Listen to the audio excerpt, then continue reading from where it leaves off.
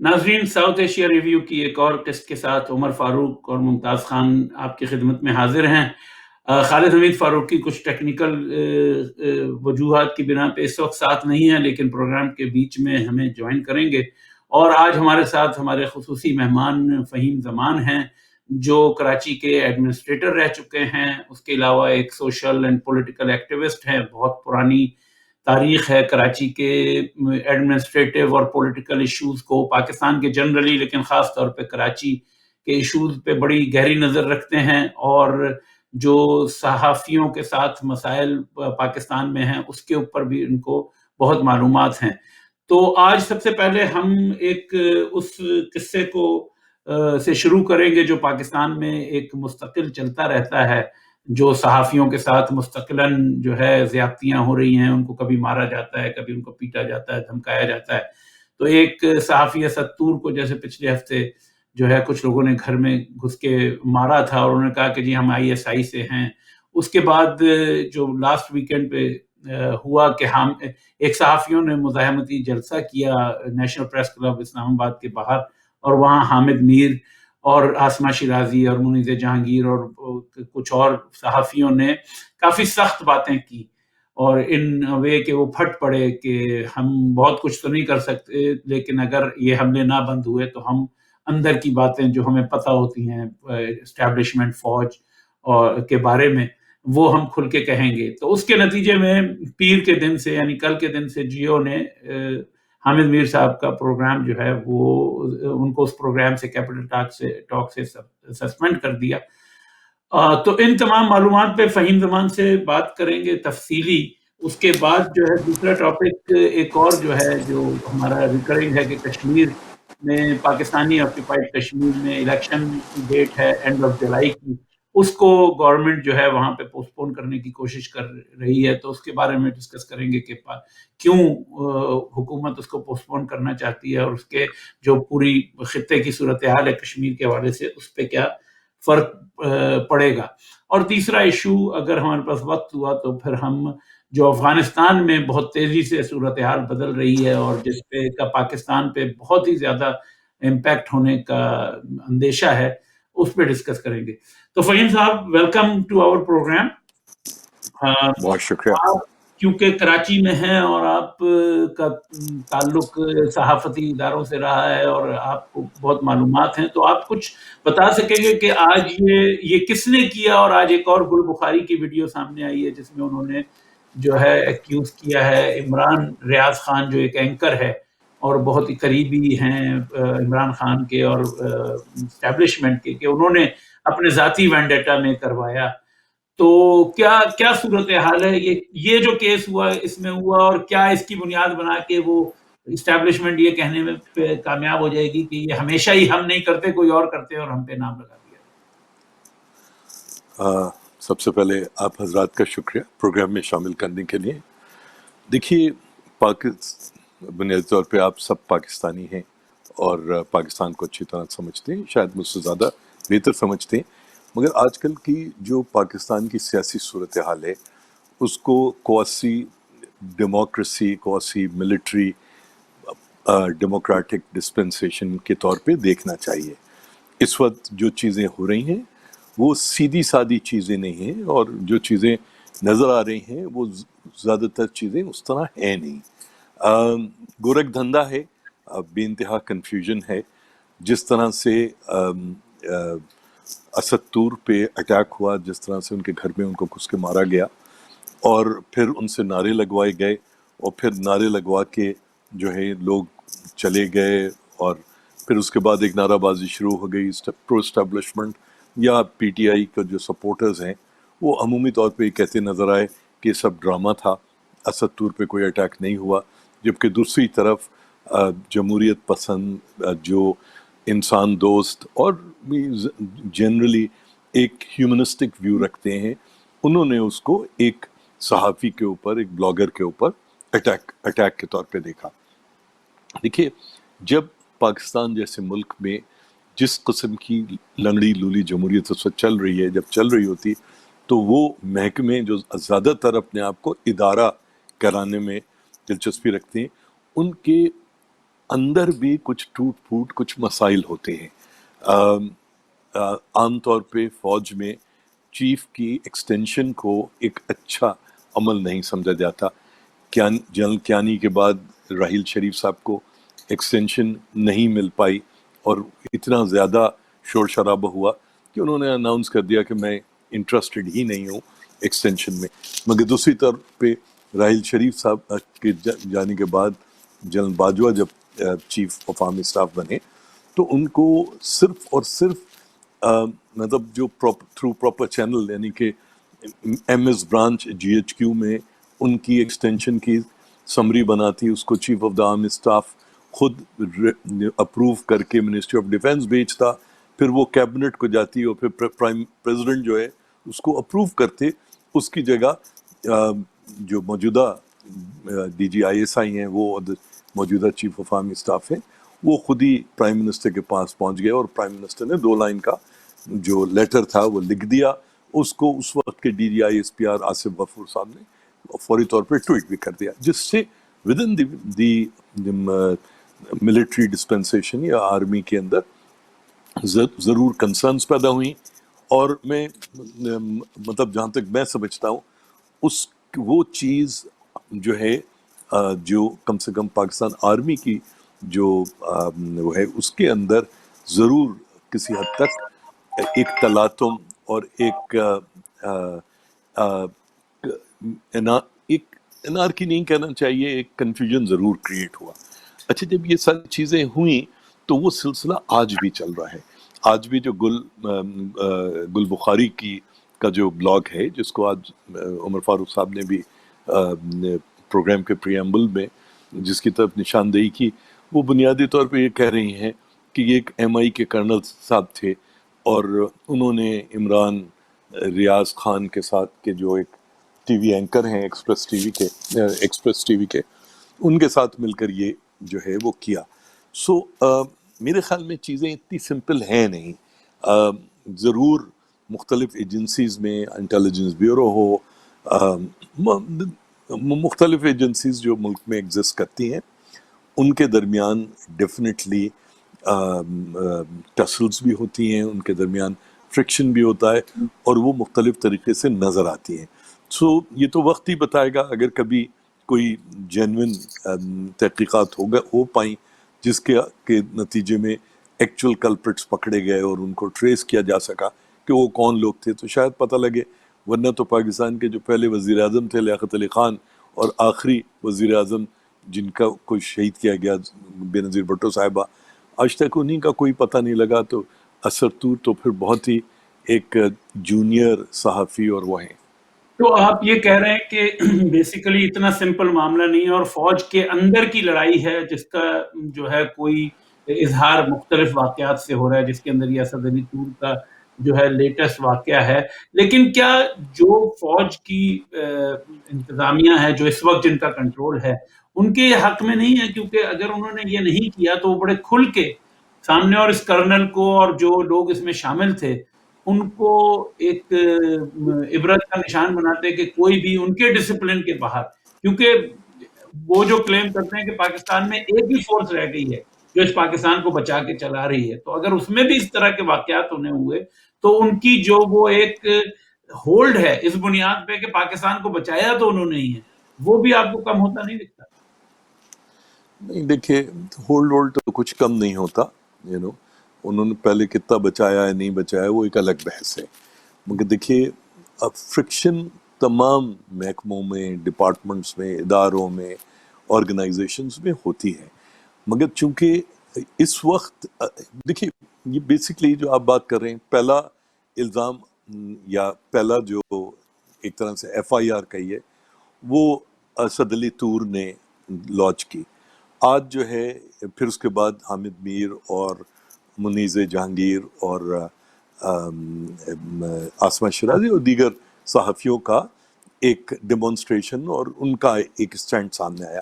آج گل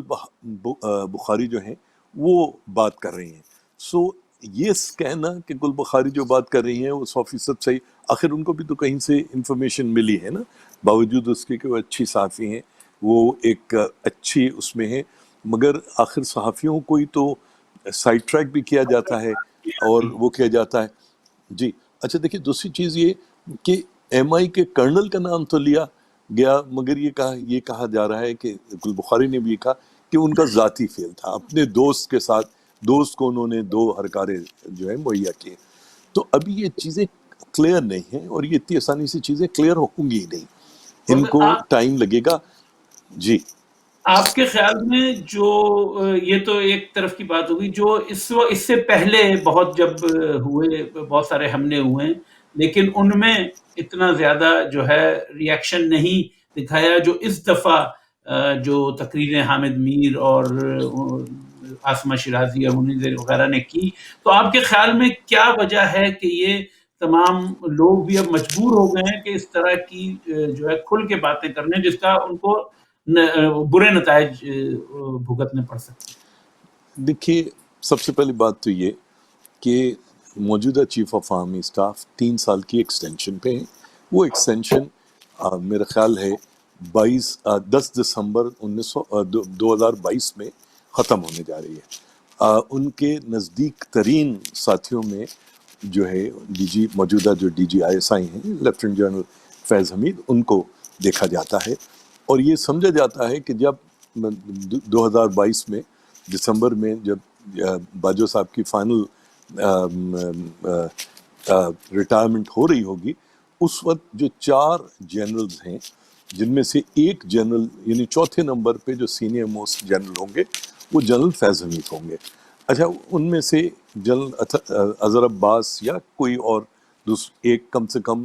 چیف کے اپوائنٹمنٹ سے پہلے چیئرمین جوائنٹ سٹاف کمیٹی کے اس پہ جا چکا ہوگا. تو انٹائٹلمنٹ ہوگی جو پینل بن کے سینئر موسٹ آفیسرز کا جائے گا نیکسٹ چیف کے لیے، جس کو اسٹیبلشمنٹ طے کرے گی، اس میں جنرل فیض حمید کا نام جو ہے وہ بہت آگے تھا. ٹھیک ہے، تو اس لحاظ سے اگر آپ دیکھیے تو یہ سمجھنے کی ضرورت ہے کہ اس وقت جو حامد میر صاحب نے اور جو ملک بھر میں سوشل میڈیا پہ جس طرح سے D G I S I کو ٹارگٹ کیا گیا ہے، اگر یہ ٹارگٹنگ اور یہ چیز زیادہ اگر بری ہوتی ہے تو پھر اسٹیبلشمنٹ کے لیے نیکسٹ چیف کے طور پر جنرل فیض حمید کو شاید chief of army staff adapt کرنا مشکل ہو جائے. اچھا اگر وہ ہوتا ہے تو جو کنٹینیوٹی ہے جنرل باجوہ کی اس کی، اور لازم بات ہے جو آؤٹ گوئنگ چیف ہوتا ہے وہ یہ بھی دیکھتا ہے کہ ان کے جانے کے بعد کوئی ہاسٹائل وہ چیف نہ بن جائے. کم سے کم اس کی خواہش ہوتی ہے وہ اس کو اسٹرکچر کر پائے نہ کر پائے وہ ایک الگ بات ہے. مگر موجودہ جو عمران خان صاحب کی حکومت ہے جس کا الیکشن 2023 میں ہونے جا رہا ہے اور دسمبر 2022 میں نیکسٹ چیف کی جو ہے چینج ہونی ہے، تو لگتا ہے یہ ہے کہ موجودہ پرائم منسٹر، موجودہ چیف اور موجودہ D G I S I جو آپس میں بہت کلوز ہیں، ٹھیک ہے نا، ان کی مرضی سے ہی نیکسٹ چیف آئے گا. تو مطلب میں نے جیسے پہلے عرض کیا کہ یہ جتنی بھی جو اس وقت سوشل میڈیا پہ دونوں طرف سے ہرزہ سرائی ہو رہی ہے اور جو طرح طرح کے جو نکتے اور شوشے چھوڑے جا رہے ہیں، ان کا ایک پس منظر ہے اور ان تمام شوشوں کا آنے والے وقت میں آنے والے اسٹیبلشمنٹ کے اوپر ایک پروفاؤنڈ جو ہے اثر ہوگا. اس تناظر میں دیکھیے تو بہت ساری چیزیں شاید بہتر سمجھ آئیں گی. خالد حمید نے بھی ہمیں جوائن کر لیا ہے، جو ارلیئر ہمیں ٹیکنیکل وجود کی وجہ سے نہیں کر سکے تھے. تو ممتاز صاحب میں بھی آپ کو بھی شامل گفتگو کرتا ہوں. پہلے میں خالد صاحب سے، کیونکہ فہیم زمان نے بہت امپورٹنٹ ایشو اٹھایا ہے کہ جس میں ایسا لگ رہا ہے کہ صحافی بھی جو ہے ان ون وے اور اندر، نوئنگ یا ان نوئنگ، کسی طرح جو ہے اس جنگ کا حصہ بن رہے ہیں. کہ اگر گل بخاری نے جو آج ویڈیو نکالی ہے اس میں انہوں نے آئی ایس آئی سے ان ون وے بلیم ہٹانے کی کوشش کی ہے، ناٹ سیئنگ کہ انہوں نے انٹینشنلی کی ہے، ان کو خبر دی گئی انہوں نے کر دی. اور دوسری طرف اگر یہ پورے جو اسلام آباد میں تقریریں ہوئیں اس کا فائدہ بظاہر جو ہے وہ اینٹی فیض حمید گروپ کو جاتا ہے. تو آپ کیونکہ اس وقت ہم سب میں ایک ایکٹیو صحافی ہیں، برسلز میں ہیں، آپ کا تعلق رہتا ہے سب سے، تو آپ کیا سمجھتے ہیں کہ کیا کوئی ایسی صورتحال ہے؟ اور اگر یہ مختلف قوتیں کسی طرح اگر صحافیوں کو ایک دوسرے کے خلاف استعمال کرنا چاہتی ہیں تو اس کا کس طرح روکا جا سکتا ہے اور کس طرح یہ یقینی بنایا جائے کہ صحافیوں کی جدوجہد جو ہے وہ اس لڑائی کا شکار نہ ہو جائے؟ یہ تھوڑی سی پیچیدہ ہے صورتحال، کیونکہ ہر ایک کا اپنا اپنا ریٹورک ہو رہا ہے یہاں استعمال. صحافیوں میں بہرحال اس گورنمنٹ کے آنے کے بعد بالخصوص بہت زیادہ بے چینی ہے. اس بے چینی کی وجہ ظاہر ہے کہ 10,000 کے قریب صحافی بے روزگار ہوئے ہیں، اخبارات بند ہوئے ہیں، اور سینسرشپ جو ہے وہ انتہائی شدید ہے. کیونکہ میں خود بھی اس کا وکٹم ہوں، میں ڈائریکٹلی اس میں انوالو ہوں کہ لکھ کے کوئی چیز بھیجی جاتی ہے وہ 50% چھپتی ہے، اور اس میں سے امپورٹنٹ ترین جو پیراگراف ہوتے ہیں وہ غائب ہوتے ہیں. کم از کم جنگ گروپ کچھ چھاپنے کے لیے کسی قسم کا، اور خاص طور پر واشنگٹن،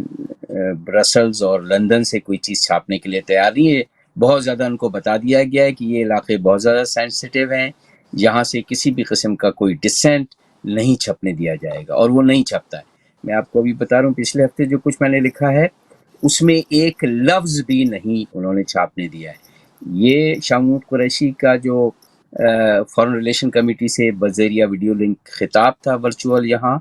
تو اس وقت جس وقت وہ کہہ رہے تھے کہ پاکستان میں صحافت بالکل آزاد ہے، صحافیوں کے پروٹیکشن کا بل پارلیمنٹ میں پاس کیا گیا ہے، ہر ایک کو لکھنے پڑھنے کی آزادی ہے، اسی وقت پاکستان کے صحافی اسلام آباد میں احتجاج کر رہے تھے اسد علی طور کے اوپر حملے کا. تو یہ جب ہم نے یہ لکھا ان کی خطاب کے ساتھ کہ یہ ہو رہا تھا تو وہ پیراگراف کاٹ دیا گیا. ایمبیسیڈر اندرولا کامینارا جو کہ یو کے ایمبیسیڈر اسلام آباد میں، ان کی ایک لائن ان کی تقریر کی نہیں چھپنے دی گئی. تو اس سے بہت زیادہ صحافیوں میں ظاہر ہے کہ غصہ ہے، اور بہت بڑی تعداد میں صحافی اس پہ احتجاج کر رہے ہیں. ایک تو ایک جینون ان کا احتجاج ہے جو ایکیومولیٹ ہو چکا ہے اب، اور وہ اور اس کے بعد آپ دیکھیں کہ آج Pakistan federal union of journalist کا جو ایک چھوٹا سا ٹائنی سا گروپ ہے، وہ شوکت صاحب اس کو لیڈ کرتے ہیں، جنگ گروپ میں ہی ہیں، انہوں نے حامد میر کے خلاف مظاہرہ کیا ہے اسلام آباد میں. اور آپ کو معلوم ہے کہ وہ کس کی انسٹرکشن پہ مظاہرہ ہوا ہے، کس طرح صحافیوں کو تقسیم کیے جا رہے. تو ایک جینون احتجاج ہے، وہ ایکومولیٹ ہوا ہے، اور ایک اس کو ایک اگنیشن چاہیے تھا، وہ ہوا ہے. دوسری بات جہاں تک تعلق ہے، ظاہر ہے کہ اتنی بڑی ریاست ہے اور اس کے اتنے سارے ادارے، تو جو اس وقت ٹاپ پر جو گروپ ہے جو چلا رہا ہے، ایک ڈسپلن فوج کا ہوتا ہے، ایک ڈسپلن ہے ان اداروں کے اندر، تو کوئی کچھ کہتا تو نہیں ہے اس طریقے سے اوپنلی آ کر، لیکن یہ بھی انسانوں کا معاشرہ ہے، ایک ریجیمنٹڈ فورس ہونے کی وجہ سے چیزیں باہر نہیں آ رہی، لیکن یقیناً اختلافات وہاں بھی موجود ہیں. اور موجودہ جو پالیسی ہے، بہت زیادہ آئرن فسٹ کی جو پالیسی ہے اس وقت صحافیوں کے خلاف اور دوسرے اداروں کے خلاف، ٹریڈ یونین کے خلاف بھی، ہیومن رائٹ ایکٹیوسٹوں کے خلاف بھی، وہ لوگ جو بات کرتے ہیں ڈس اپیرنس پرسن کی، ان کے خلاف بھی، اس اندر بہرحال یہ بات اس میں بے چینی موجود ہے کہ بہت زیادہ آئرن فسٹ کو استعمال کیا جا رہا ہے، اور پاکستان کا بین الاقوامی امیج ٹارنشڈ ہو کر رہ گیا، جس کی وجہ سے بہت زیادہ پاکستان آئسولیشن میں چلا گیا ہے. تو ایک فرکشن بہرحال اس ادارے میں موجود ہے. سوری ممتاز صاحب، کافی دیر سے آپ ہیں، میں آپ کو شامل گفتگو نہیں کر سکا، لیکن جو خالد حمید نے اور فہیم زمان نے بات کی، اور جس طرح آپ دیکھ رہے ہیں کہ ایک کچھ ادارے پاکستان میں باقی رہ گئے تھے، کچھ ریزسٹنس جہاں سے گورنمنٹ کو یا اسٹیبلشمنٹ کو ملتی تھی، ابھی بڑی کافی کامیابی سے اسٹیبلشمنٹ ان کو بھی تباہ کرنے میں، جس میں صحافت کا جیسے انہوں نے ذکر کیا، جس طرح مالکوں کو کنٹرول کیا ہوا ہے، جس طرح خالد حمید نے کہا کہ کچھ چھپنے نہیں دیا، اس کو حامد میر کو ہٹا دیا گیا. تو آپ اوور آل تناظر میں کیا دیکھتے ہیں کہ کیا پاکستان کسی ایکسٹریم فیشزم، اور کیا یہ بھی نتیجہ نکل سکتا ہے کہ کسی طرح، اور یہ فوج کی آپس کی چپکلش میں کسی طرح کوئی فوجی ٹیک اوور یا کسی جو ہے بغاوت ود ان فوج، اس کے بھی کوئی چانسز نظر آتے ہیں؟ دیکھیں، میرا خیال ہے فوج کے اندر تو بغاوت شاید اس وجہ سے نہ ہو چونکہ ان کے مفادات ایک ہی طرح کے ہیں. ڈیفینیٹلی ان کے اندر جو موجودہ پالیسیز ہیں یا آرمی چیف کی جو ایکسٹینشن کے حوالے سے جس طرح فہیم زمان صاحب نے کہا ہے اس پہ تفصیلات تو ہو سکتے ہیں، لیکن میرا خیال ہے کہ ان کو یہ پتہ ہے کہ کوئی اس طرح کی جو ودن جو اس انسٹیٹیوشن کوئی جو کرائسس اگر پیدا ہوتے ہیں تو وہ سب کا ہی جو ہے وہ نقصان ہوگا. اور چونکہ ہم تو اس کو ایک ادارہ کہتے ہیں لیکن وہ خود اس کو ایک اپنے آپ کو ریاست کے طور پر پیش کرتے ہیں، اور انہوں نے پچھلے 60 سالوں میں جس طریقے سے جس سسٹمیٹیکلی طریقے سے اپنے آپ کو ایک ریاست کے طور پہ پیش کیا ہے، تو یہی وجہ ہے کہ آج اگر کوئی بھی آدمی نام لیتا ہے کسی انڈیویجول کا، وہ ادارے کا نام نہیں لیتے، کسی انڈیویجول کے، وہ کوئی آئی ایس آئی کا جو ہے وہ چیف ہو یا کوئی جرنل ہو یا کوئی دوسرا ہو، تو اس کو ریاست پہ جو ہے وہ اٹیک سمجھی جاتی ہے. اور جب ریاست کی بات آتی ہے تو پھر وہاں پہ سب جو ہے وہ سب کو خاموش کروانے کی ایک پالیسی جو ہے وہ پچھلے مارشل اللہ سے لے کے یہ جو انڈکلیئرڈ مارشل اللہ ایک ہائیبرڈ جو رجیم جو انہوں نے اس وقت لایا ہے، اور یہ ہائیبرڈ رجیم کا ایک بڑا لمبا منصوبہ تھا. یہ تو خوش قسمتی ہے میرا خیال ہے صحافیوں کی، سول سوسائٹی کی اور اپوزیشن کی کہ وہ ڈیلیور کرنے میں ناکام رہا ہے، اور جس کی وجہ سے وہ جو ایک پیج تھا وہ آج تھوڑا سا ایک پیج پہ نہیں ہے. لیکن میں سمجھتا ہوں کہ صحافیوں اور چند چیزوں کے حوالے سے وہ سٹل ایک پیج پہ ہیں، کیونکہ جو عمران خان کے ایک ڈکٹیٹوریل جو سوچ ہے وہ اسٹیبلشمنٹ کو سوٹ کرتی ہے. چونکہ جب سے میڈیا آزاد ہوا ہے اور وہاں پہ جو آزاد سوچ رکھنے والے جو صحافی ہیں خاص کر کے جو کسی کی جیب میں نہیں ہے، اور جو ایک جن کی ایک لیگیسی جو ہے وہ جرنلزم سے چلی آ رہی ہے، کچھ جو ادارے ہیں صحافت کے اندر، تو وہ یقیناً اس پالیسی سے متاثر ہو رہے ہیں براہ راست. اور اس کا اسٹیبلشمنٹ کو بھی یہ فائدہ ہے کہ ٹھیک ہے یہ عمران خان کے کھاتے میں، آپ کو پتہ ہے کہ ابھی ایک نیا بل آ رہا ہے جو اس کو صحافیوں کو ریگولیٹ کرنے کی کوشش کی جا رہی ہے. وہ ریگولیٹ کیا کرنے کی کوشش کی جا رہی ہے؟ ان کی آواز جو ہے وہ بند کرنے کی کوشش کی جا رہی ہے. اور یہی وجہ ہے کہ چند جو صحافی ہیں جس میں حامد میر یا دوسرے جو بھی لوگ ہیں، ایم آئی آپ دیکھیں نا، ایم آئی کوئی ملٹری سے باہر تو نہیں ہے. ایم آئی کا کرنل جب جاتا ہے تو وہ یہی سمجھ کے جاتا ہے کہ وہ قانون سے بالا تر ہیں اور ان پہ کوئی انگلی نہیں اٹھا سکتا، اور یہی وجہ ہے کہ وہ بلا خوف اور خطرے چلے جاتے ہیں. باقی کوئی ادارہ پولیس یا دوسرا کرتے ہوئے بھی وہاں پہ سوچتا ہے. ناظرین، ہمارا وقفے کا ٹائم ہو رہا ہے. وقفے کے بعد دوبارہ حاضر ہوں گے اور اس خطے میں اسپیشلی افغانستان میں اور کشمیر میں جو صورتحال ہے اس پہ ڈسکس کریں گے. وقفے کے بعد حاضر ہوں.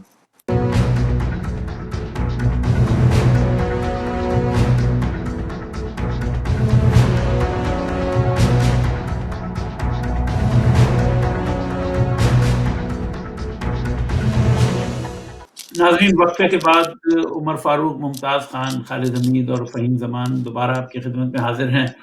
جانے سے پہلے ہم پاکستان کی انٹرنل صورتحال پہ تبادلہ خیال کر رہے تھے کہ کس طرح وہاں پہ انٹرنلی ٹرموائل ہے اور تقریباً فوج ہر چیز میں جو ہے انوالوڈ ہے اور ان کی آپس میں بھی کچھ فرکشن نظر آتی ہے. لیکن اس کے ساتھ ساتھ پاکستان کی سرحدوں پہ اور سب سے بڑا ایک ڈیزاسٹر جو لگتا ہے کہ ہونے والا ہے افغانستان میں، اور جس کا ڈائریکٹ امپیکٹ کسی اور پہ پڑے نہ پڑے لیکن پاکستان پہ بہت بڑا امپیکٹ پڑے گا. ادھر اگر طالبان جیت جاتے ہیں، نہیں جیتتے کسی بھی صورت میں، تو فہیم زمان صاحب اگر آپ یہ بتائیں کہ کیا ہماری فوج کو، جیسے پچھلے دن ہم نے دیکھا کہ آرمی چیف ہر جگہ جا رہے ہیں، وہ شٹل ڈپلومیسی جو شاید وزیر خارجہ یا کسی اور کو یا وزیر اعظم کو کرنی چاہیے، وہ سعودی عرب جاتے ہیں، وہ یورپ جاتے ہیں، پھر اس کے بعد افغانستان جاتے ہیں، اور جو بھی ہے امریکہ سے فون آتے ہیں تو ان کو آتے ہیں وزیر دفاع کے اور وہ سب. تو ایک طرف تو لگتا ہے کہ وہ کر رہے ہیں، لیکن دوسری طرف جب ان کی توجہ انٹرنلی اتنی زیادہ اور انٹرنل ڈسینٹ کو کنٹرول کرنے پہ ہے، تو کیا آپ کے خیال میں ان کو پوری طرح احساس ہے کہ کیا ہونے والا ہے، اور کوئی پاکستان کی پالیسی ہے، یا صرف وہی ہے کہ جیسے جیسے جو ہوگا اس کے مطابق جو ہے وہ ریئیکٹ کریں گے؟ نہیں دیکھیے، جہاں تک افغانستان کے اوپر پالیسی ہے تو وہ فوج، ISI، MI سب کا ایک باقاعدہ اسٹرکچرڈ ڈاکیومنٹ ہے، ایک پلان ہے، وہ اس کے حساب سے چلتے ہیں. دیکھیے، اگر آپ پاکستان میں سینئر فوجی افسروں سے یا ایون سول سروس میں فارن آفس اور انٹیریئر منسٹری میں لوگوں سے بات کریں تو وہ یہ کہتے ہیں کہ بھائی ایک تو نیٹو امریکنز کے پل ہونے سے ود ان 24 آورز جو ہے موجودہ حکومت جو ہے وہ افغان حکومت وہ گر نہیں جائے گی. یہ جو ان کی موجودہ آرمی ہے، جو حکومت ہے، which now for 20 years has been trained، مطلب اس کو ٹرین کیا گیا ہے ان کو، اور انہوں نے مختلف جگہ کے اوپر طالبان کا مقابلہ بھی کیا ہے. ٹھیک ہے، تو پہلی بات. دوسری چیز یہ کہ آج سے 20 سال پرانے طالبان اور آج کے طالبان، ان میں بھی ایک فرق ہے. اس کے علاوہ ایک جو اوور آل اس خطے کا معروضی حالات ہیں ان میں بھی بہت سارا فرق آیا ہے. آج القاعدہ کا وہ رول نہیں ہے، شاید میں فشور تو نہیں کہہ سکتا، جو ایک وقت میں افغانستان میں تھا. اسی طرح سے آئسس جو ہے وہ اس طالبان کے درمیان ایک فرکشن ہے. مگر جہاں تک پاکستان کا تعلق ہے، پاکستان جو ہے افغانستان کے مسئلے پر پاکستان کی سول اور ملٹری جو لیڈرشپ ہے، بیوروکریسی ہے، وہ سارے کے سارے اس بات پہ کنسرنڈ ہیں کہ افغانستان کے اندر انڈیا اور ایران اور دیگر ممالک جو ہیں ریجن کے اور ریجن سے الگ ہٹ کے، وہ اپنے اپنے گھوڑوں کی جاکنگ کر رہے ہیں، وہ کرتے ہیں. انڈیا نے اچھا خاصا انویسٹمنٹ کیا ہے افغانستان میں، تو انفراسٹرکچر میں کیا ہے، کانسلیٹس میں کیا ہے، وغیرہ وغیرہ. تو یہ پاکستان کے لیے، تو پاکستان نے بہرحال اپنے جو ایکسٹینشنز ہیں، ایسیٹس ہیں، اپنے الائز ہیں، وہ جو سنبھال کے رکھے ہیں، ان کو سپورٹ کی ہے، پولیٹیکل سپورٹ بھی کی ہے، مٹیریل سپورٹ بھی کی ہے، اور پاکستان کرتا رہے گا. ایک طرف چیف آف آرمی اسٹاف کا، MI، ISI، ایک عمومی جو آپ کو یہ فرکشن نظر آ رہا ہے، عمران خان، PDM اور پیپلز پارٹی کا PTI کے ساتھ جو ہے فرکشن کم ہونا، بڑھنا، یہ ساری چیزیں ایک ڈومیسٹک پالیسی اور اس کا ضرور ہے. مگر افغان پالیسی کے اوپر جو بھی ادارے آپ کے ہاں ہیں، میں تو ویسے لفظ ادارہ استعمال کرتے ہوئے بہت ہی وہ رہتا ہوں، کیونکہ میرے نزدیک ادارہ جو ہے ایک انڈیپینڈنٹ اینٹیٹی ہے.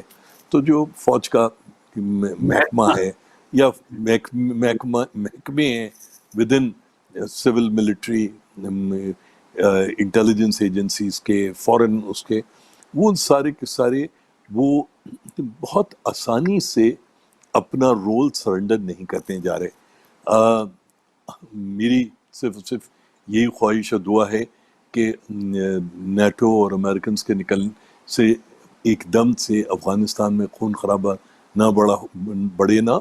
اور وہاں پر لوگوں کی جو جان و مال جس طرح سے ضائع ہوتی رہی ہے، تذلیل ہوتی رہی ہے، وہ کہیں اس ساری چیز کے نتیجے میں نہ ہو. میرے خیال میں بین الاقوامی طور پہ ریجنلی ود ان طالبان کے مختلف گروہ، اور اب جو اس وقت افغانستان کی ایگزسٹنگ اسٹیبلشمنٹ ہے، چاہے وہ ڈاکٹر عبداللہ ہوں، چاہے حامد کارزئی اور دیگر لوگ ہوں، وہ بھی اس ساری چیز کو سمجھتے ہیں. اور میرے خیال میں چیزیں ہوں گی، تبدیلیاں آئیں گی، مگر اس میں شاید تھوڑا سا ٹائم لگے گا. اور پاکستان کی جو انٹرنل صورتحال ہے اس میں، اور ویسے بھی وہاں جو بھی کچھ ہونا ہے وہ ان کا اپنا فیصلہ ہے، انہوں نے اپنے آپ کرنا ہے. ہمارے لیے تو شاید بہتری اس بات میں ہے کہ ہم اپنے ہاتھوں کو، پیروں کو افغانستان سے جتنا بچا کے رکھ سکے بچا کے رکھے، تاکہ ہم غیر ضروری طور پہ جیسے ماضی میں گھسیٹے گئے پھر دوبارہ نہ گھسیٹے جائیں. خالد صاحب، جو فہیم زمان نے بتایا کہ ایک وہ پالیسی ہے جو پاکستان میں کنسنسس جو ہے تمام اداروں نے محکموں نے مل کے ان اے وے بنائی ہے، شاید اس میں حکومت کا کتنا ہاتھ ہے یہ نہیں پتا، لیکن اگر انہوں نے تو ایک پالیسی بنائی ہے، اور اس پالیسی کے بارے میں جہاں تک میرا خیال ہے وہ یورپ کو اور امریکہ کو بھی بہت پتہ ہے. آج آپ نے بتایا کہ وہاں پہ ڈیفنس منسٹرز نیٹو کے اور فورن منسٹرز مل رہے ہیں سارے، جس میں امریکی بھی فورن منسٹر ڈیفنس منسٹر شامل ہیں، تو ان کو بھی اس چیز کا ادراک ہے. اور وہ اس کو کس طرح دیکھتے ہیں؟ کیا وہ یہ دیکھتے ہیں کہ پاکستان کوئی positive role, stabilising role play کرے گا، یا پاکستان کا ہی سب سے بڑا خطرہ ہے کہ پاکستان کی زمین کو ان ایدر کیس اگر طالبان حکومت لینے میں کامیاب ہو جاتے ہیں افغانستان کی، یا نہیں بھی ہوتے، تو پاکستان کی سرزمین کو مزید ڈیسٹیبلائزیشن کے لیے استعمال کیا جائے؟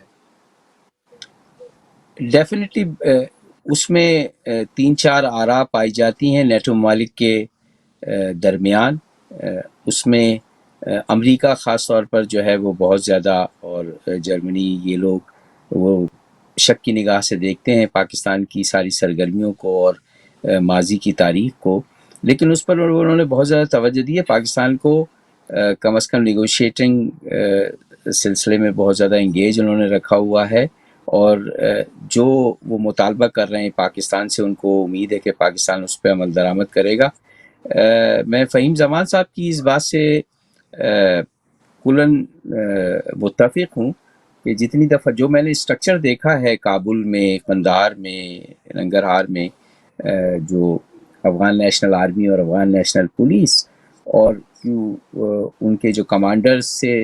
میری ملاقاتیں رہی ہیں، اور جو ان کے نمبرز ہیں، انہوں نے شروع میں انیشیلی جو ہے وہ تقریباً 340,000 کے نمبر افغان نیشنل آرمی اور افغان نیشنل فوج کے آرمی کے اور پولیس کے رکھے تھے، لیکن 243 انہوں نے تک پہنچایا ان کو، ان نمبرز کو. اور وہ ایک کوہیرنٹ قسم کی آرمی ہے. اگر آپ دیکھیں گے ان کا 20 سال ان کی ٹریننگ ہوئی ہے. کچھ اس میں ڈیزرشنز ہیں پشتونوں کی تعداد کم ہے آرمی میں، اور لڑائی ساری پشتونوں کے علاقے میں، لیکن ایسا نہیں ہے کہ وہ ہیلڈ اپ نہیں کر پائیں گے. آپ کو یاد ہوگا کہ نجیب اللہ نے بھی 3.5 سال جو ہے وہ ہولڈ کیا تھا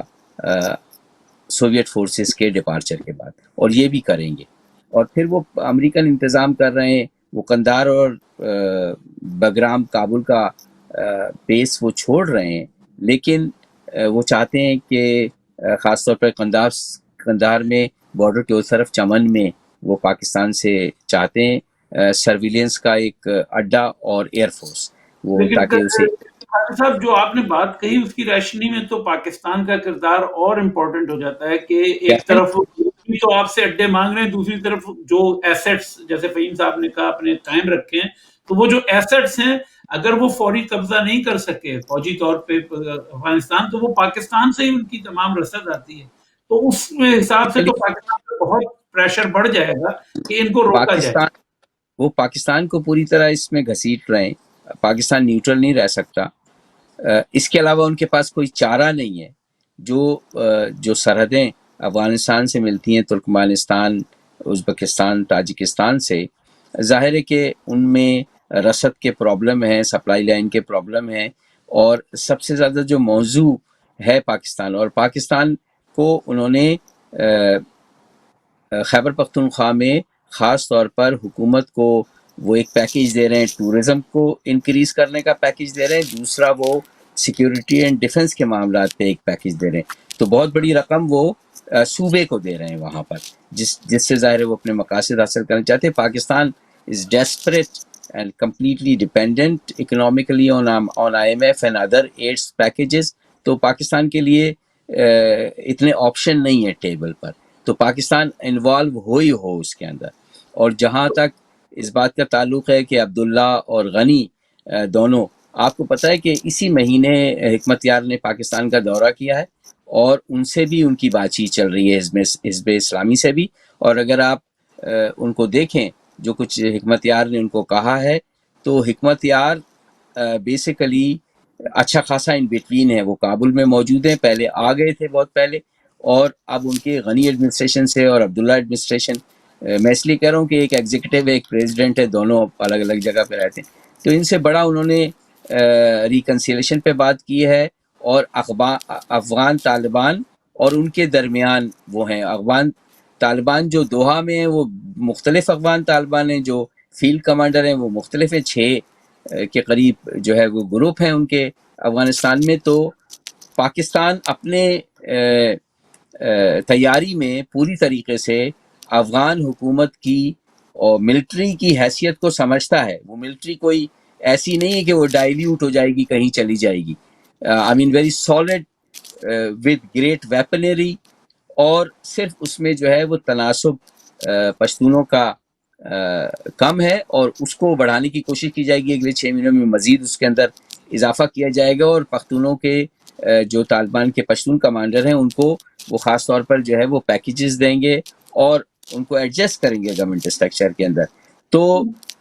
ظاہر ہے کہ بہت سارے خطرات ہیں، لیکن امریکہ اور یورپ، نیٹو فورسز،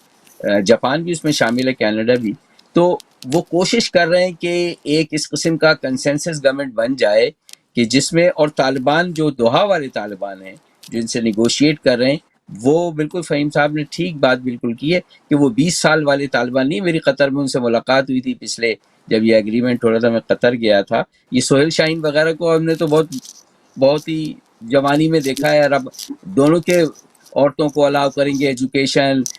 روزگار کے لیے ان کو الاؤ کریں گے یہ، اور عورتوں سے سامنے بیٹھ کے ٹیبل پہ وہ بات کرتے ہیں، نیگوشیٹ کرتے ہیں. وہاں سے افغان گورنمنٹ میں جو خواتین گورنر ہیں کہیں مختلف علاقوں میں، تو is very different. Taliban particularly Doha group اور امریکن کی اس میں انوالومنٹ. لیکن یہ ہے کہ American is done with Afghanistan, وہ جا رہے ہیں، جو کچھ بھی وہ پاکستان سے بیٹھ کے کر سکیں گے. ایران سے بھی وہ بات کر رہے ہیں، نیبرز کو بھی، اور ترکمانستان، تاجکستان اور جو ازبکستان ہے اس میں بھی ان کے فٹ پرنٹس ہیں بہت زیادہ امریکنز کے. تو وہ پوری ایک ریجنل اپروچ کے ساتھ افغانستان کی، لیکن افسوس کی بات یہ ہے کہ افغانستان میں پیس کے بجائے لگتا ہے ایسا امپریشن کہ وہ وار کی طرف بڑھ رہا ہے. تو ممتاز صاحب بھی بڑا اچھا پوائنٹ انہوں نے بتایا، اور جیسے فہیم زمان نے بھی، انہوں نے تمام ملک گنوائے، لیکن ایک جو بہت امپورٹنٹ ملک ہے، فہیم زمان نے اس کا ذرا سا ذکر کیا تھا، ہندوستان کا، کہ ہندوستان کا اس تمام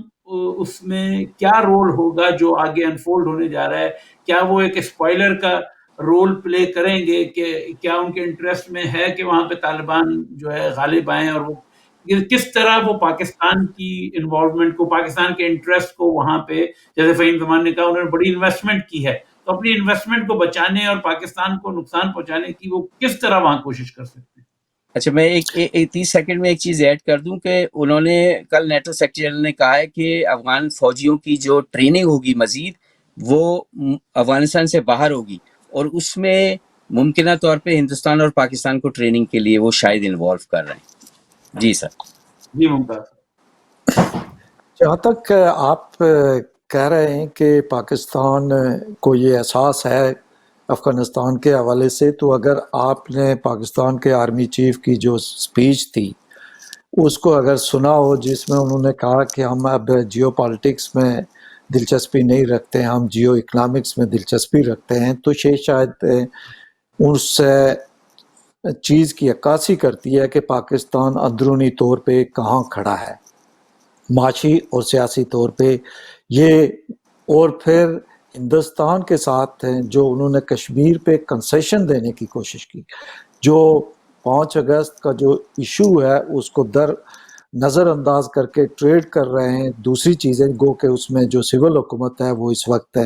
تھوڑی سی آڑے آ رہی ہے. تو پاکستان کے اندر ان چیزوں کا بہت شدت سے میرا خیال ہے ملٹری کے اندر یہ احساس موجود ہے، جبکہ سول گورنمنٹ یہ ہے کہ وہ یہ دیکھتی ہے کہ کل اگر ہم نے الیکشن میں جانا ہے تو شاید ہم یہ افورڈ نہیں کر پائیں گے. جس وجہ سے آپ دیکھیں کہ نہ صرف یہ ہندوستان کے حوالے سے، کشمیر کے حوالے سے، بلکہ افغانستان کے حوالے سے جب انہوں نے یہ کہا امریکن گورنمنٹ نے کہ ہم نے پاکستان نے ایگری کیا ہے، بلکہ کسی حد تک سائن کر لیا ہے جو ہے وہ بیسس کے حوالے سے कि वहाँ फैसिलिटी देंगे जहाँ से वो अफगानिस्तान के अंदर अगर ज़रूरत पड़ी तो वो उसको इस्तेमाल कर सकेंगे। तो सिविल गवर्नमेंट का उस पे बिल्कुल एक डिफरेंट जो स्टांस है और वो पॉलिटिकली उन चीज़ों को इस वक्त देख रहे हैं और शायद वो इस चीज़ का भी इंडिया दे रहे हैं कि मिलिट्री और सिविल के दरमियान उतना अब हमांगी चीज़ों पे नहीं रही है जिस तरह वो पहले से मौजूद थी। जहाँ तक हिंदुस्तान का तल्लुक है, अफगानिस्तान को पाकिस्तान जो है वो हिंदुस्तान की नज़र से ही इस वक्त देख रहा है और जहाँ पे जो स्ट्रेटेजिक डेप्थ पहले उसको कहा जाता था हिंदुस्तान का किरदार बढ़ने के बाद और तालिबान का इतना अरसा पाकिस्तान में जो सपोर्ट रखी है एस्टैब्लिशमेंट ने, उसके पीछे जो बुनियादी फैक्टर था वो हिंदुस्तान ही था और अफगानिस्तान को एक दूसरा कश्मीर के वो नाम भी दिया जाता है हिंदुस्तान और पाकिस्तान के दरमियान। तो मैं समझता हूँ कि हिंदुस्तान इस वक्त हिंदुस्तान को अफगानिस्तान के अंदर जो रोल है या हिंदुस्तान की जो अहमियत है वो स्ट्रेटेजिकली जो है वो अमेरिका के लिए, यूरोप के लिए वो एक रिकॉग्नाइज्ड जो है वो हकीकत है। पाकिस्तान के साथ जो चीज़ें हो रही हैं वो ट्रांजैक्शन बेसिस पे हो रही हैं, वो हडाक बेसिस पे हो रही हैं, चूँकि पाकिस्तान एक तरह का एक लायबिलिटी जो है वो बन चुका है पूरे उस खित्ते के लिए। तो उसमें जो भी पाकिस्तान का किरदार होगा वो कोई एक लॉन्ग टर्म नहीं है, वो एक ट्रांजैक्शनल किरदार होगा, एक हडाक किरदार होगा और यही देखेंगे आप बाइडन गवर्नमेंट ने इस वक्त तक डायरेक्ट जो है वो इमरान खान के साथ कोई बराह रास्त उस तरह राब्ता इस वक्त तक नहीं किया है। ये इस चीज़ का भी इंडिया देता है कि वो एतमाद किस हद तक पाकिस्तान और अमेरिकन गवर्नमेंट के दरमियान मौजूद है और अफगानिस्तान में जो भी चीज़ें होंगी वो अमेरिका ही जिन चीज़ों को इनिशिएट करेगा, जो शेप अप करेगा तो वो अमेरिका ही करेगा और जिन ममालिक को इन्वॉल्व करेगा, जिनके किरदार को जो है वो रिकॉग्नाइज भी किया जाएगा तो उसमें अमेरिका का एक बुनियादी किरदार होगा और जिसमें पाकिस्तान मेरा ख्याल है अभी पाकिस्तान को इसका खमियाजा शायद अफगानिस्तान के अंदर जो हालात तालिबान के आने से जो पैदा होंगे वो पाकिस्तान कैसे डील करेगा, ये एक बड़ा सवाल है पाकिस्तान की हुकूमत के लिए। सलीम खान, ये बड़ा सवाल। और इससे पहले जो एक बड़ा इम्पोर्टेंट नुक्ता उठाया मुमताज ने कि पाकिस्तान जो है या पाकिस्तान की फौज जो है अफगानिस्तान में जो भी हो रहा है उसको हिंदुस्तान के हवाले से देखता है कि उसकी हिंदुस्तान से जो दुश्मनी और जो मुकाबला है उसको कैसे। तो क्या आपके ख्याल में इस अप्रोच के साथ क्या वो हकीकत पे मबनी जो अफगानिस्तान की इंटरनल सूरत हाल है उसको देखते हुए प्रॉपर फैसले कर सकेंगे, अपनी वो पॉलिसी जो बकौल आपकी बनी हुई है चेंज कर सकेंगे, या इंडिया सेंट्रिक होते हुए फिर वो गलतियां करेंगे जिसकी वजह से पाकिस्तान में जैसे मुमताज साहब ने कहा कि दहशतगर्दी और हालात खराब होने के बहुत ज्यादा चांसेस हैं? देखिए, जहाँ तक पाकिस्तान और अफ़गानिस्तान का ताल्लुक़ है, पाकिस्तान और अफ़गानिस्तान के तारीख़ी तौर पर बॉर्डर डिस्प्यूट्स रहे हैं। अफ़गानिस्तान जो है पाकिस्तान के पास जो 1947 में आए उनमें से बहुत सारों पे आज भी अपना क्लेम रखता है। तो पाकिस्तान चाहे वो ज़ाहिर शाह का ज़माना हो, कोई भी ज़माना हो, फिर जो सोशलिस्ट रिवोल्यूशंस वहाँ पर आए, ये जो सिलसिला चला, उसमें भी पाकिस्तान जो है अफ़गानिस्तान से कभी भी एक उस तरह से नज़दीकी नहीं डेवलप कर पाया जिस तरह से अफ़गानिस्तान इस खित्ते के दूसरे ममालिक के साथ कर के उसके रहे। अच्छा, हिंदुस्तान से तारीख़ी तौर पे अफ़गानिस्तान के बेहतर ताल्लुकात रहे हैं। अच्छा, अफ़गानिस्तान में तालिबान के आने के बाद और तालिबान और उसमें जो एक नॉर्थ और साउथ पख्तून और गैर पख्तून का जो एक मसला था, तो पाकिस्तानियों ने हक़ानी नेटवर्क या उनको जो सपोर्ट किया, वो एक फ्रिक्शन आज भी एग्जिस्ट करता है। तो मसला पाकिस्तान का स्ट्रेटेजिक डेप्थ का तो एक मसला तारीख़ी तौर पे था, मगर पाकिस्तान अपने आप को हिंदुस्तान और अफ़गानिस्तान के, यानी पाकिस्तानी इस्टेब्लिशमेंट की बात कर रहा हूँ मैं, पाकिस्तान के आम आदमी की बात नहीं कर रहा, پاکستانی اسٹیبلشمنٹ اپنے آپ کو افغانستان اور انڈیا کے درمیان سینڈوچڈ فیل کرتی ہے. تو اس لیے وہ جو اپنی مدافعت کرتی ہے یا افغانستان کے حالات میں جس طرح سے مداخلت کرتی ہے، جیسے پاکستان اتنے تاریخی طور پر کبھی بھی ایران کے حالات میں کوئی مداخلت نہیں کی اور دوسرے ممالک میں نہیں کی، سری لنکا اور افغانستان، کیونکہ وہاں پر انڈیا کے ساتھ اس کا ایک ٹسل اور اس کا ایک امپیکٹ تھا. تو آج بھی جو پاکستان کا جو باوجود اس کے کہ وہ امریکہ کے ساتھ جو ہے، جیسے خالد حمید صاحب نے بھی فرمایا کہ ٹھیک ہے پاکستان کے پاس اکنامکلی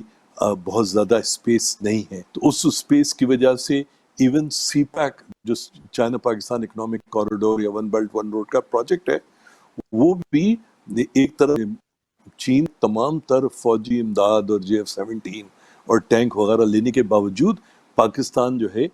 کیونکہ major exports, major fundings, major جو ریمیٹنسز ہیں وہ ویسٹ یا امریکہ کے جو گماشتہ ممالک ہیں اس ریجن میں، مڈل ایسٹ ہو گئے ان میں، تو وہ اس کے اوپر ایک ڈپینڈنس رہتی ہے. تو پاکستان کے لیے آنے والے وقت میں ایک بہت ہی بیلنسنگ ایکٹ ریکوائرڈ ہے. اگر آپ نے یہی روش ہندوستان اور افغانستان کے ساتھ جاری رکھنی ہے جو آج آپ کی ہے، تو آپ مطلب یہ تو نہیں ہو سکتا کہ شیشے کے گھر میں بیٹھ کے آپ پتھر مارے اور اس کو پھر کوئی اثر نہ ہو. فہیم زمان، انفارچونیٹلی ہمارا وقت ختم ہو رہا ہے، صرف 30 سیکنڈ رہ گئے ہیں. اس پہ ٹاپک پہ ہم گھنٹوں بات کر سکتے ہیں. خالد حمید صاحب، جاتے جاتے ایک آخری سوال اگر آپ 30 سیکنڈ میں، کہ کیا پاکستان جو آپ وہاں بیٹھ کے دیکھ رہے ہیں، جو نیٹو نے پوسچر لیا ہوا ہے، جو ویسٹ نے پوسچر لیا ہے، اور جو پاکستان جو کر رہا ہے اور طالبان سے جو ڈائریکٹ ہوئی، اس کے نتیجے میں کیا پاکستان اپنے آپ کو بچا پائے گا؟ یہ بیلنسنگ ایکٹ جس کی فہیم زمان نے بات کی وہ کر سکے گا، یا ہم ایک بار پھر پاکستان میں ایک خون کی ہولی کھیلتے ہوئے دیکھ رہے ہیں جو وہاں پہ دہشت گردی پہلے کی تھی پاکستانی طالبان؟ دیکھیں، بہت ہی زیادہ کمپلیکیٹڈ صورتحال ہے. پاکستان سرٹنلی ایک جو ہے نا کوگ مائر کی طرف جا رہا ہے، اور پاکستان سے جو توقعات ہیں امریکہ کی، اس کے نتیجے میں پاکستان کو مزید مصیبتوں کا سامنا کرنا پڑے گا. بین الاقوامی کمیونٹی جس میں یورپی یونین ہے، پورے نیٹو کے ممالک ہیں، کینیڈا، جاپان ہے، اس کی جو پالیسی ہے اس کو پاکستان ظاہر ہے کہ امپیڈ نہیں کر سکتا، اور اپنے لیے جو ہے وہ بہت سارے مسائل پاکستان کے پیدا ہونے جا رہے ہیں. پاکستان، شکریہ خالد صاحب، شکریہ فہیم زمان. آئی وش کہ ہمارے پاس اور وقت ہوتا، لیکن ناظرین اس ہفتے کا پروگرام ختم کرتے ہیں اور یہی دعا کرتے ہیں کہ شاید، کیونکہ پاکستان کے لیے کوئی بہت ہی مشکل صورتحال آگے ہوتی دکھ رہی ہے، ایک مشکل اکنامیکلی انٹرنلی ہے، ایکسٹرنلی بھی بہت دباؤ بڑھنے والے ہیں. آج ہم کشمیر کے موضوع نہیں ڈسکس کر سکے، اس کو اگلے ہفتے کریں گے. تو لیٹس ہوپ کہ پاکستان کوئی بہتر اقدام اٹھانے میں کامیاب ہو جائے. اسی بات پہ پروگرام کا اختتام کرتے ہیں، اگلے ہفتے پھر حاضر ہوں گے. خدا حافظ. خدا حافظ.